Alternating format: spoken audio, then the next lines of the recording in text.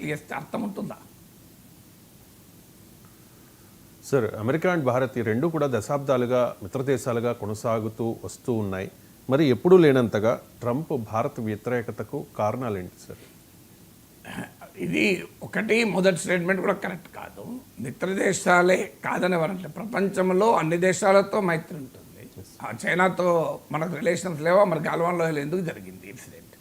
So ఇలా ప్రపంచంలో అన్ని దేశాలతో సంబంధాలు ఉంటాయి. నేను అన్నట్టు గత 2-3 దశాబ్దాలుగా అమెరికాతో అనుబంధం భారత్ పెంచుకుంది.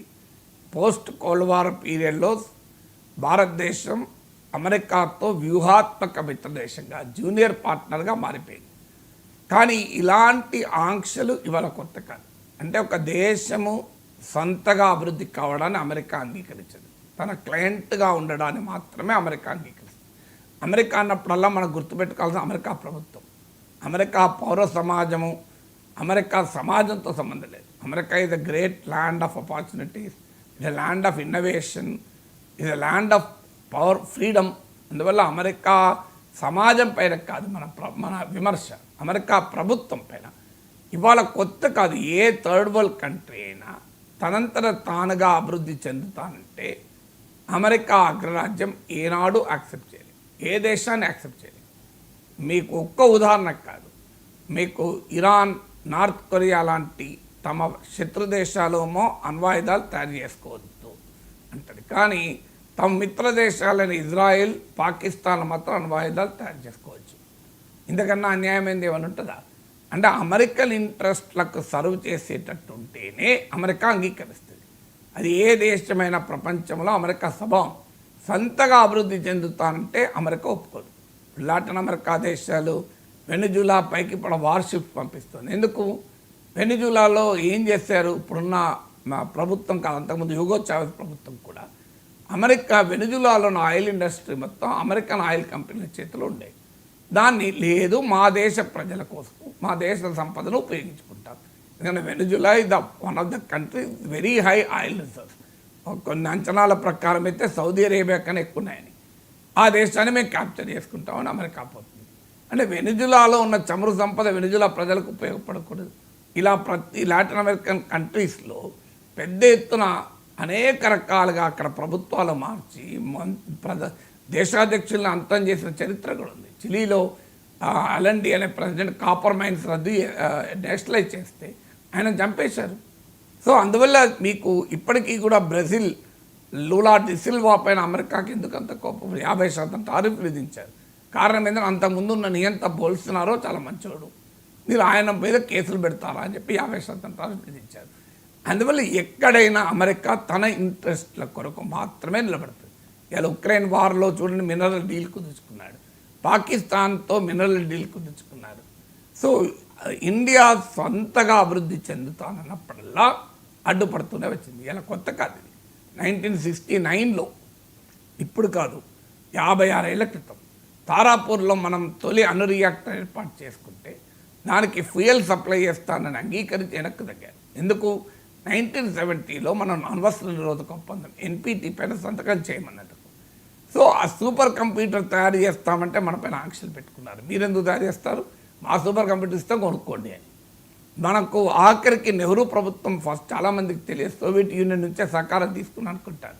నెహ్రూ ప్రభుత్వం అమెరికాను మొదలు సంప్రదించింది. మాకు స్టీల్ ప్లాంట్లు పెట్టుకుంటాను, మీకెందుకు స్టీల్ ఉత్పత్తి? మీ తరం కాదు, మీరేదో వ్యవసాయం చేసుకొని బతకండి, మీకు కావాలంటే స్టీల్ అమ్ముతాం మేము, మీరెందుకు స్టీల్ ఉత్పత్తి చేయాలి అని. అయ్యా మేము ఆయిల్ అండ్ గ్యాస్ ఎక్స్ప్లోరేషన్ చేసుకుంటామండి, మీరెందుకు చేసుకుంటూ? మేము అమ్ముతాం మీకు ఆయిల్ అండ్ గ్యాస్, లేదా మా కంపెనీలు వచ్చి ఎక్స్ప్లోర్ చేస్తాయి, మీరు మీ సొంత కంపెనీలు పెట్టి ఎక్స్ప్లోర్ చేయడం ఎందుకు? ఇది అమెరికా చెప్పింది. అప్పుడు మనం సోవియట్ యూనియన్ సహకారంతో oil and natural gas corporation ONGC లాంటి కంపెనీలు పెట్టి ఇలా ఇండియాలో హైయెస్ట్ మార్కెట్ క్యాపిటలైజేషన్ కంపెనీగా ONGC నిలబడ్డది, అతిపెద్ద కంపెనీగా నిలబడ్డది. ఆఖరికి ONGC విదేశ్ లిమిటెడ్ రష్యన్ చమురు క్షేత్రాల్లో కూడా పెట్టుబడులు పెట్టేది. అందువల్ల మనము స్టీల్, గ్యాస్ ఇలా ఒక ఇండస్ట్రియల్ బేస్ ఏర్పాటు చేసుకున్నాను, అమెరికా వ్యతిరేకించింది.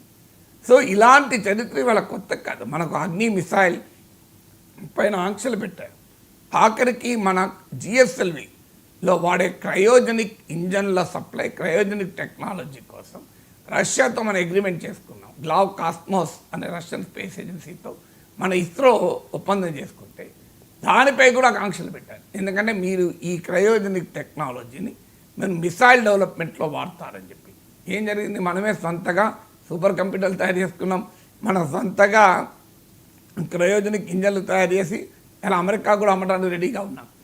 అలాగే మనకు 74లో మనం అణుపరీక్షలు జరిపాం. క్లియర్గా చెప్పాను, it's a peaceful nuclear explosion. దాని పేరు కూడా PNE అని పెట్టారు, పీస్ఫుల్ న్యూక్లియర్ ఎక్స్ప్లోజన్. 74 తర్వాత పెద్ద ఎత్తున భారతదేశం పైన ఆంక్షలు పెట్టింది అమెరికా.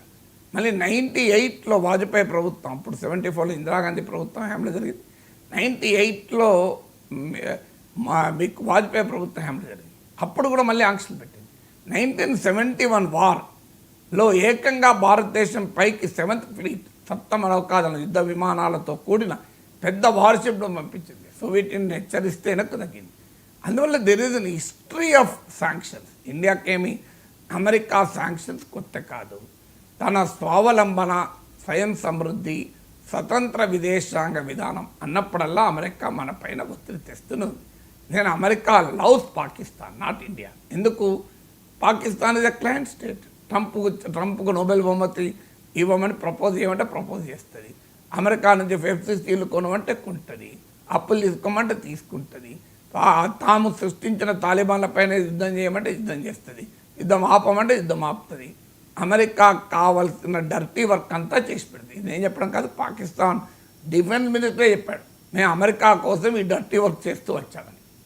సో అందువల్ల ఆ డర్టీ వర్క్ చేస్తానికి ఇండియా సిద్ధంగా లేదు. అందువల్ల ఇండియాలో ప్రైమ్ మినిస్టర్ నరేంద్ర మోడీ ఉండని, మన్మోహన్ సింగ్ ఉండని, దీనికి మనం సిద్ధంగా లేవు. అది కోపం ఇండియా పైన, వేరేదేమీ లేదు. సో ఇండియా కూడా తన self reliant independent foreign policy వదులుకొని అమెరికాకు ఒక క్లయింట్ స్టేట్గా జూనియర్ పార్ట్నర్గా ఉంటానంటే రెడీ. ఆఖరికి కెనడా కూడా కాస్తంత ఇండిపెండెంట్గా ఉంటా అంటే అమెరికా ఒప్పుకోవడం లేదు. యూరోప్ ఇండిపెండెంట్గా ఉంటే అమెరికా ఒప్పుకోవడం లేదు. యూరోప్ పైన విరుచుకుపడుతోంది, యూరోప్ అంతా చూస్తామంటుంది. బ్రిక్స్ పైన దాడి చేస్తున్న ట్రంప్ ఎందుకు? బ్రిక్స్ అమెరికా ఆధిపత్యానికి సవాల్గా మారుతుందని. చైనా పైన అన్ని రకాల దిగ్బంధనం చేస్తున్నాడు. ఎందుకంటే చైనా ఇండిపెండెంట్గా అమెరికాను ఛాలెంజ్ చేస్తుంది. అందువల్ల భారత పాలకులకు అర్థం కావాలంటే అమెరికాతో సంబంధాలు అవసరం. అమెరికా ఇది great land of innovation, great land of opportunities, ప్రపంచంలో అత్యంత శక్తివంతమైన దేశం. కానీ అమెరికాతో డీల్ చేసేటప్పుడు from A position of strength చేయాలి, ఎస్పెషల్లీ ట్రంప్ లెడ్ అమెరికా. ఎందుకంటే అమెరికాకు ఒక్కసారి తలమంచితే ఏం జరుగుతుందో పాకిస్తాన్ అనుభవం ఉంది. ఇవాళ ఉక్రెయిన్ అమెరికా నమ్ముకొని రష్యాతో యుద్ధం చేస్తే ఉక్రెయిన్ గతి ఏం పట్టిందో చూస్తున్నాం. ప్రపంచ చరిత్రలో ఇలాంటి ఉదాహరణలు చాలా ఉన్నాయి మనకు. అందువల్ల అమెరికాతో రిలేషన్స్ అవసరం. కానీ అమెరికాకు జూనియర్ పార్ట్నర్గా భారత్ ఇవాళ మోడీ ప్రభుత్వం కాదు, అంతకుముందు మన్మోహన్ సింగ్ ప్రభుత్వం కాదు, గత 30 ఏళ్ళుగా ఇండియన్ ఫారిన్ పాలసీని తీసుకెళ్ళి అమెరికాతో లింక్ చేశారు, అమెరికాకు జూనియర్ పార్ట్నర్గా మార్చేశారు. దాని పర్యవసనం ఇప్పుడు అనుభవిస్తున్నాం. మాలాంటి వాళ్ళం మొదటి నుంచి చెప్తున్నాం, అయ్యా అమెరికాతో సంబంధాలు అవసరం, కానీ అమెరికాకు జూనియర్ పార్ట్నర్గా ఉండకూడదు, అమెరికాకు ఈక్వల్ పార్ట్నర్గా ఉండాలి. ఆ రకమైన స్ట్రెంగ్త్ మనం పెంచుకోవాలి. అంటే మీరు అమెరికా పట్లేదో మాకు సైద్ధాంతిక వ్యతిరేకత ఉంది అని, అమెరికా లేకుండా భారత ప్రపంచాన్ని ఊహించగలమా? అమెరికా లేని ప్రపంచాన్ని మనం ఊహించలేము. అందులో అమెరికాతో సంబంధాలు పెట్టుకోవద్దని మూర్ఖుడు అంటాడు. అమెరికాతో సంబంధాలు పెట్టుకోవాల్సిందే, కానీ అది ఇండిపెండెంట్ ఫారిన్ పాలసీ ద్వారా మాత్రమే చేయాలి. అన్ఫార్చునేట్లీ పోస్ట్ కోల్డ్ వార్ పీరియడ్లో అప్పుడున్న కాంగ్రెస్ ప్రభుత్వం కావచ్చు, ఇప్పుడున్న బీజేపీ ప్రభుత్వం కావచ్చు, అమెరికాతో స్ట్రాటజిక్ పార్ట్నర్షిప్ పేరిట, వ్యూహాత్మక బంధం పేరిట మన ఫారిన్ పాలసీని ఒక రకంగా జూనియర్ పార్ట్నర్గా మార్చేశారు. దాంతో ఇవాళ ట్రంప్ రెచ్చిపోతున్నాడు. సో ట్రంప్ విషయంలోనైతే ఇంకా అడుగు ముందుకేసి ట్రంప్ గెలుపుకు నరేంద్ర మోడీ క్యాంపెయినర్గా మారిపోయాడు. అనుభవిస్తున్నాం కదా, దాని పర్యవసనం ఏంటో.